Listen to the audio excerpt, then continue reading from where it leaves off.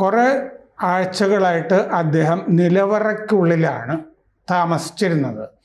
പക്ഷെ അന്ന് രാവിലെ കുഴപ്പമൊന്നുമില്ല, കാരണം വാരാന്ത്യമാണ്. ഒരു ഡിസെപ്ഷൻ എന്ന് സാധാരണ ഈ മറ്റേ ചാരന്മാരെയൊക്കെ പറ്റി പറയില്ലേ, അവർ വേഷം മാറിയൊക്കെ നടക്കില്ലേ ആളുകളെ പറ്റിക്കുന്നത്, ഇതിനാണ് ഡിസെപ്ഷൻ എന്ന് പറയുന്നത്. ഇത് ചെയ്തു അവിടെ ഇസ്രയേലുകാർ. അവർ കുറേ പടങ്ങളെ ഈ അവിടുത്തെ പട്ടാളക്കാരുടെയും മൊസാദിൻ്റെയൊക്കെ ഇട്ടിട്ടെ ഇവർ വാരാന്ത്യം കൊണ്ടാടാനായിട്ട് പോവുകയാണ് എന്ന് പറഞ്ഞിട്ട് ചിത്രങ്ങൾ അച്ചടിച്ചു കുറേ.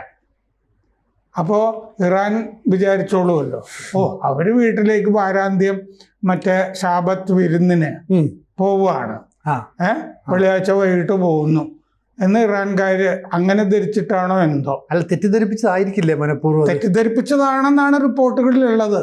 വെറുതെ ടെക്നിക്കായിരുന്നു. അവരൊക്കെ ഓഫീസിലൊക്കെ എത്തി, പക്ഷെ വാരാന്ത്യം ചെലവിടാൻ അവർ പോകുന്നതാണെന്ന് പറഞ്ഞിട്ട് കുറെ ചിത്രം അച്ചടിച്ചു. ഇസ്രായേൽ എന്ത് ചെയ്യുന്നു എന്ന് ഇവര് നോക്കിയിരിക്കുമല്ലോ ഇവിടുത്തെ ചാരന്മാര്.